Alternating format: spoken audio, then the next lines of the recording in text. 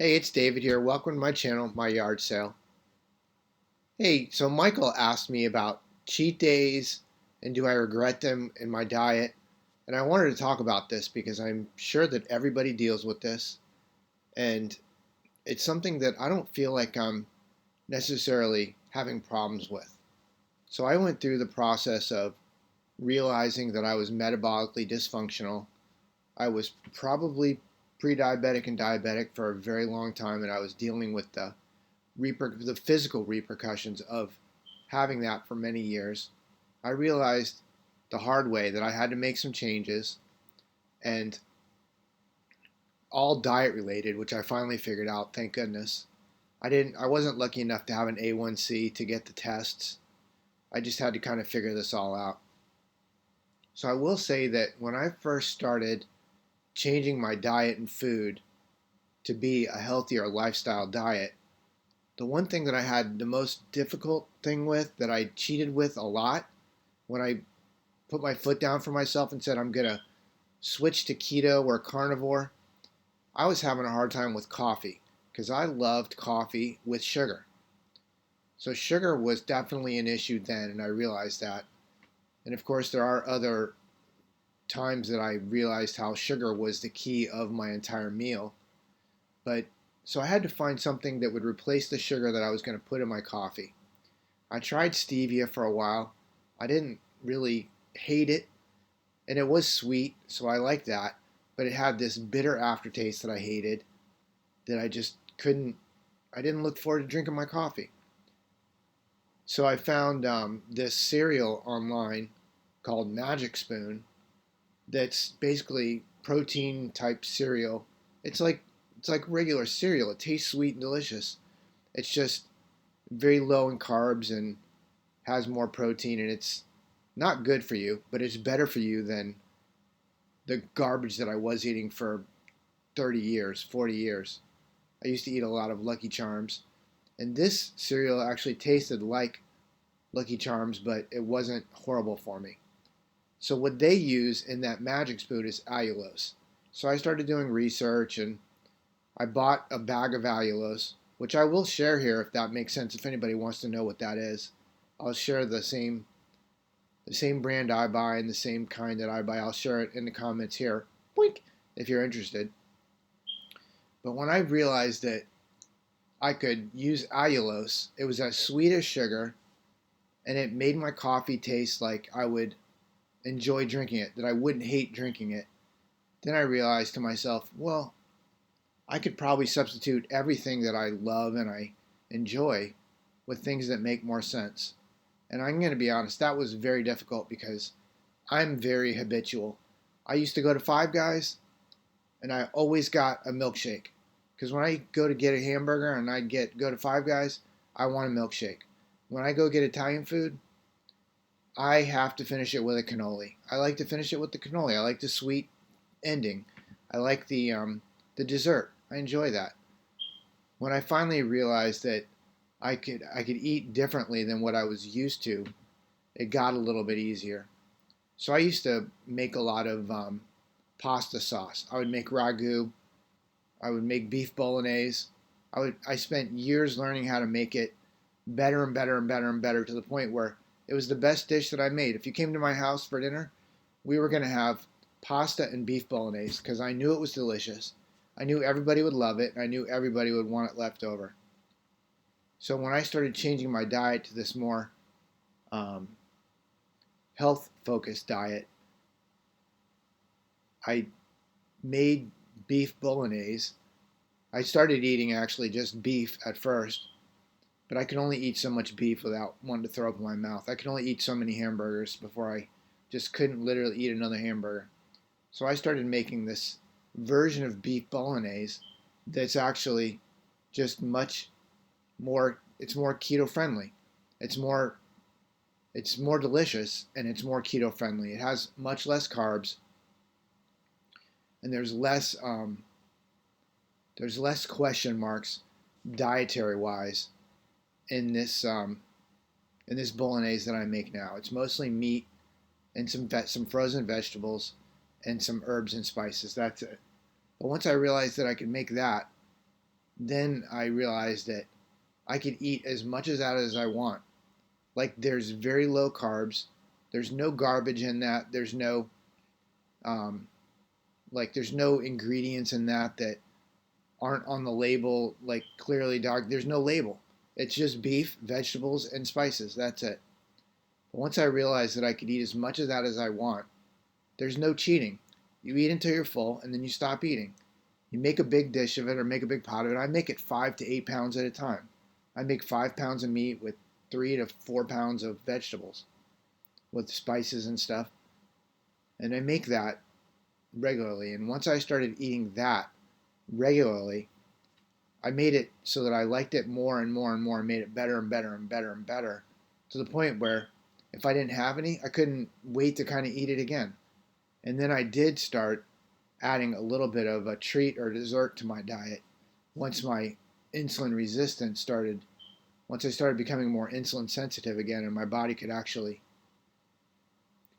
take care of the sugar instead of just spiking my system and causing me like all kinds of physical issues. Then I started adding a little bit of sugar to my diet, and not always specifically sugar, but treats. And those treats sometimes were sugar free. Sometimes it was chocolates or chocolatey. Sometimes it had allulose as a sweetener. Sometimes I make it out of whole fat yogurt with sweetener and fruit. One of my favorite things is I like to eat a bowl of, actually, this bowl. It's like a custard cup, I think. I put frozen blueberries in there. I will put a sprinkling of powdered peanuts, and again, I use powdered peanuts because I'm trying to get away from the seed oils that are in regular peanut butter. So I use powdered peanuts with a little bit of allulose and frozen blueberries, and that to me now is a treat more so than, or as close to what I would used to have gotten as a cannoli or as a strawberry shake or chocolate shake. I don't I don't miss that, and I don't cheat on that because I can eat as much meat with vegetables, and we can call it a diet, but it's basically the ketogenic diet.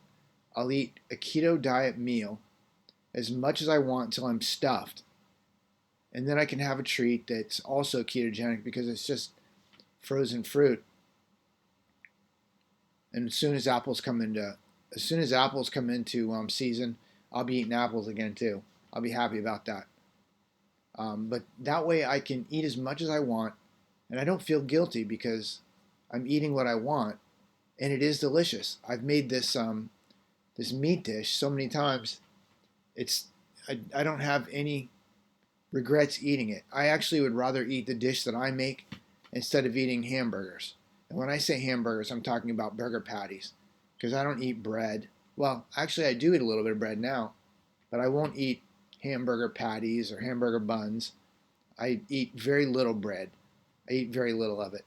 But one of the reasons why I'm not going to have any regrets is because I don't eat by the diet. If I was trying to lower my A1C, I would eat a carnivore diet.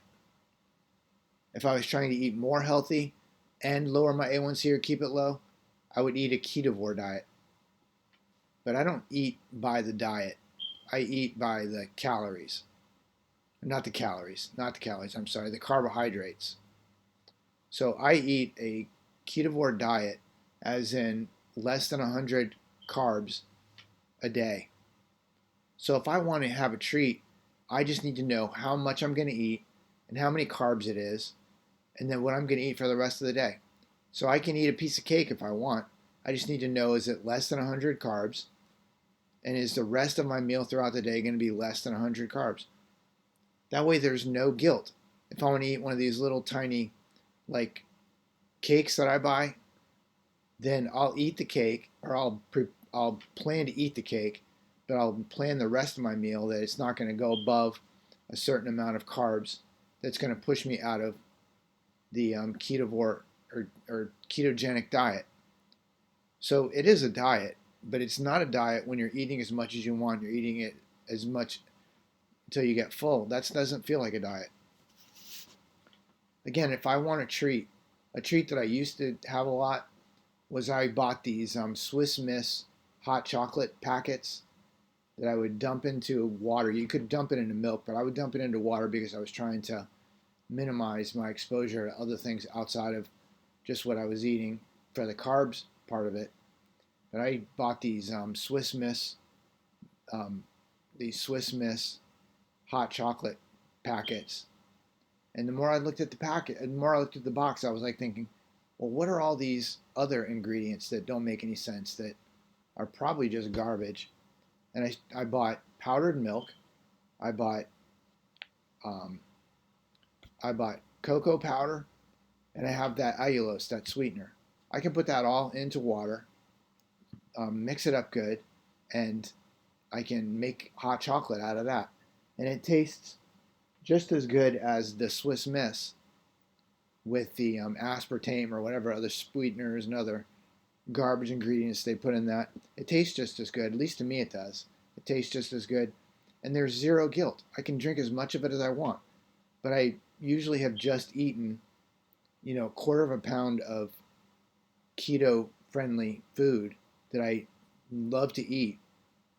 So I'm not like super starving to fill up my stomach on sweetened, hot chocolate. It all for me has been figuring out what I loved, what I didn't love, how to make the things that I love better and more healthier, and then learning to enjoy them as much as I used to enjoy those things that I used to enjoy. Now, at some point, I will look forward to making a big old bowl of bolognese or some kind of delicious pasta sauce, and I will eat pasta again at some point. It's going to be probably a while until then. At this point, I'm happy just eating the meat with all the delicious flavors and all the herbs and spices. That way, there's no guilt. Once I'm done eating, if I want a treat, I'll have frozen blueberries with some, like I said, powdered chocolate or a little scoop of allulose or a little bit of sweetener.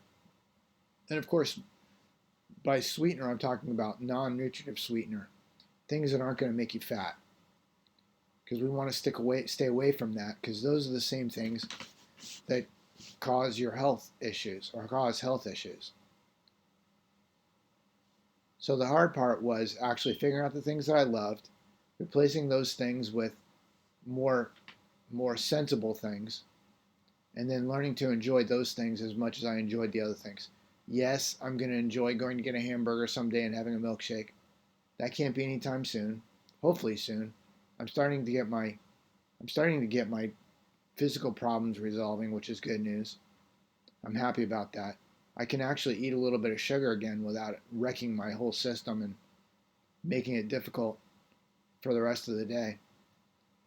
So I'm happy that my insulin sensitivity is starting to come back, and I'm able to actually metabolize some of that sugar, and I feel like I'm starting to metabolize even some of the regular food that I'm eating better. So I am personally hoping to be able to eat normal again and not have to worry about this diet, even though it's not a diet. If I could eat whatever I wanted, yeah, I would eat some pizza now and then. I would probably eat some noodles, I think. I would definitely eat that burger, maybe with a bun. I don't know if I would even eat burger anymore, because if I'm going to eat burger meat, I'd rather cook it in my dish, in my pot dish that has all the spices and all the delicious stuff. I would rather eat that than eat, anything else than that. And that's good. Once I got to the point where I was enjoying the food that I was making, which took I'm not going to say that that was fast. That probably took 2 years, and I'm still adding to it. I just started adding cloves to my meat lately, and yeah, it's not my favorite thing, but it adds definitely a new flavor to it that changes a little bit. At one point, I added frozen shrimp to it, and I got to be honest, that was not a good idea. I still ate it all, but adding anything like fish wise, I felt like I was eating cat food. It was not good. It wasn't tasty. But sometimes I have to learn the hard way that I like something or don't like something. At this point, I know exactly what I'm going to buy. I know exactly how much it's going to make. I know exactly how much I'll eat in each bowl that I eat, and I'll be full. I'll be completely full. And if I want to treat at the end of my meal, I have things that I know exactly how many carbs they are. I know how much sugar's in it, and I'll know exactly how much of it that I can eat. Usually, it will be the whole thing. I'll eat a. I'm just looking down here because I had a box of what I usually buy. Um, I'll eat a little cake or something, and I don't feel guilty because I know that I'm eating within that 100 carbs or 200 carbs, or it could be 500 carbs. Like if you eat 500 carbs and you're having the same problems that you've had previously, you're gaining weight, you're having problems with your metabolism, then you probably should bring it down to 400 or 200 or 100 carbs. Even if you eat 100 carbs and you're ketovore, if that's too much, you may want to bring it down to 20 carbs. Or if that doesn't work, you may want to knock it down to eating carnivore for 5 days out of the week and then spend the other 2 days eating ketovore. And then you can eat your vegetables and you can eat the other stuff you crave. And that way you can kind of manage. I don't want to call it a diet. I think it's more like a food lifestyle. But you can manage it better without guilt or without feeling like you're cheating. And that's what I have to do. Because there are times when I'll decide today I'm going to have a little piece of cake or I'm going to have a little treat. And I'll eat the rest of the day based on that so that when I enjoy that cake, I will fully enjoy it. I'm not going to eat a whole cake. It's usually just a little piece of it. I mean, that is difficult and that might be a challenge for others, but for me, it's a little bit easier because I will have eaten an entire bowl full of this meat dish that I make, and I'll, the treat is just literally a treat. It's not to fill me up. It's not to make me feel full. It's just a treat. It's literally a sugar treat. I could even take probably a tablespoon or teaspoonful of sugar, and if my body would handle it normally, I could probably just eat that and get the same satisfaction as eating a piece of cake. Anyways, I hope this is kind of an interesting post, and I hope this makes a little bit of sense. It's not about the diet. It's not about ketovore. It's not about carnivore. It's not about the diet. It's about the numbers. If you manage to the numbers, there is no cheating. If your numbers are zero sugar, yeah, there's cheating then. If you eat any sugar, that's going to be cheating. But if you're talking about carbs, sugar is carbs. So is fruit. So is everything. I mean, even meat has carbs. So if you're managing to the carbs, there is no cheating. You just have to be diligent and manage to those carbs so that you don't cheat yourself. You're not cheating anybody but yourself. Carbs make it easy though because then you know that you shouldn't eat anymore or can't eat any more of whatever the carb is that you're eating. It does make it a little bit easier. And then the interesting thing is once you manage to the carbs, you will start seeing things positively change in your body. Like for me, the managing to the carbs was getting my insulin resistance under control. And that took a really long time. And I do feel like probably about, I don't know, 6 or 8 months ago, I got my insulin resistance under control and I started getting insulin sensitivity back. Now I can literally feel the nerves growing back in my body, which is very uncomfortable, and it's not extremely like satisfying in the day. It makes things pretty difficult, but at least I'm moving progress in the right direction. I have other posts on this in my channel, so you can find that elsewhere. But once you start seeing those positive things happening, whether it be your skin getting cleared up, your eyesight maybe clearing up, maybe neuropathy clearing up, then it makes staying focused on these numbers much easier. Staying focused on the numbers and not the diet is a lot easier, I think. If you're focusing on the diet, that means you can't eat anything you want to eat ever. It seems like, at least it feels like. But when you stay focused on the numbers, if you say to yourself, oh, well, I can have 60 grams today, or 60 carbs today, 60 grams of carbs today, then you can say to yourself, oh, well, I can eat a little cake treat, or I can eat 2 or 3 apples, or you can eat, whatever you want to fill up the carbs for your day. And then if you're still hungry, guess what?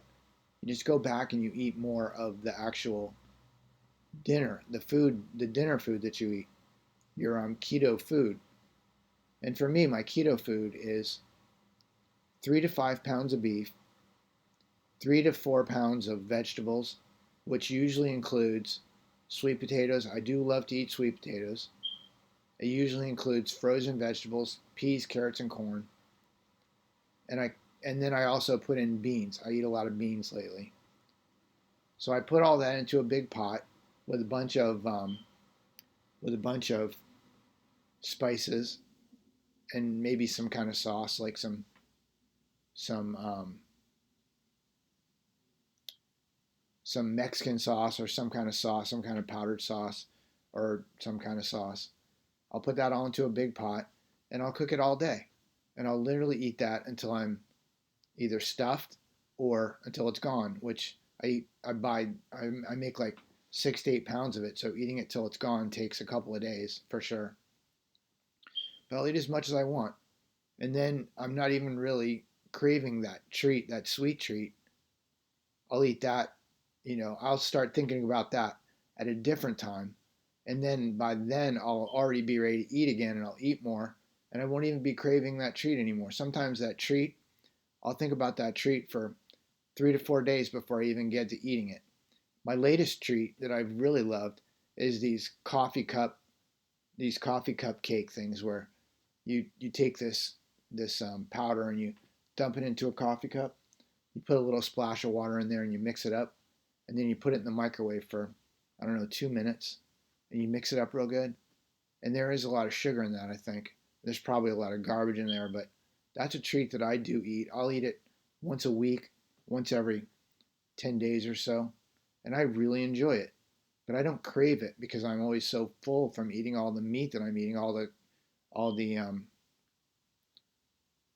not carnivore. I'm not really eating carnivore at all anymore. I'm eating ketovore. I do eat vegetables and fruit, but I'm not craving the sugar anymore at all. I just don't crave it. I'm more interested in eating the meat and eating it till I'm full with the vegetables than I am eating the treat. But when I do eat the treat, I enjoy it. I don't crave another one because I've just eaten a bunch of food.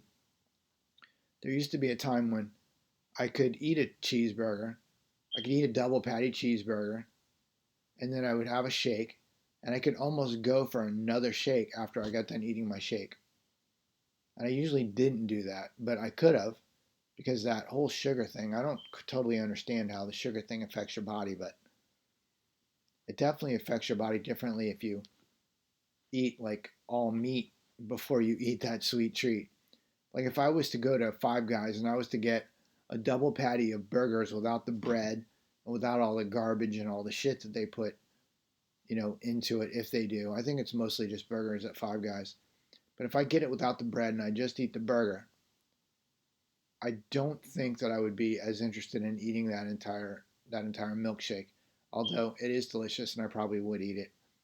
But yeah, it's funny because once you change your your feeding habits, your diet habits, and I'm not talking about a diet as in a limit. I'm talking about the way that you eat as a diet. Once you change that, it makes things a lot easier and it makes a lot more sense. And again, once you realize what's important to you in your diet, you can replace some of those things that are part of that one thing that's important to you that makes more sense so that you can cheat when you want to. Like if I have something that has some carbs and like with my particular meal, if I wanted to make it be less carbs and have it be more meat based, I could change the vegetables that I put in it. I could probably take those potatoes out of it, the sweet potatoes out of it, and I could take out the corn because there is corn in the frozen vegetables that I eat. I could take that out. I could change the vegetables out and make it even more streamlined carb. carb friendly and add other stuff to it. I could have maybe carb treats more often. I don't know. I don't really even want to do that because I like the food that I make. So I hope this all makes sense, and I hope this helps somebody figure out how to eat smarter under the the umbrella of ketovore, carnivore, and metabolic friendly. Because trust me when I tell you, the thing that you want to avoid is eating the wrong way for too long and having physical problems arise that take years to reverse. Your A1C is reversible in 90 days. You can manage an A1C in 3 to 6 months. Once you start having nerve problems, nerve damage problems, that can take 2 to 3 years. I'm 2 years into this process, and I'm just barely starting to see like some of the reverse process, helping, getting better. And it's extremely difficult. Some days life is impossible. Some days it's more difficult, and then some days it's not. It's a little bit less difficult. It's never not difficult. It's either more difficult or slightly less difficult.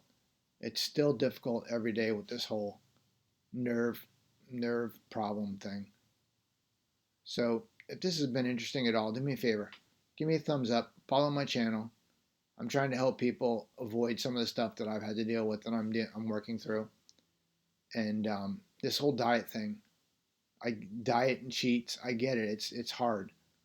I just can remember back from when I first started all this, and I started trying all these different things and trying to figure out how this was going to make sense and not make me wish that I was not that I couldn't eat anything at all, or just wish that I could just eat whatever I wanted. It was hard getting through all that, and now it's a little bit easier because the things that I eat, I enjoy.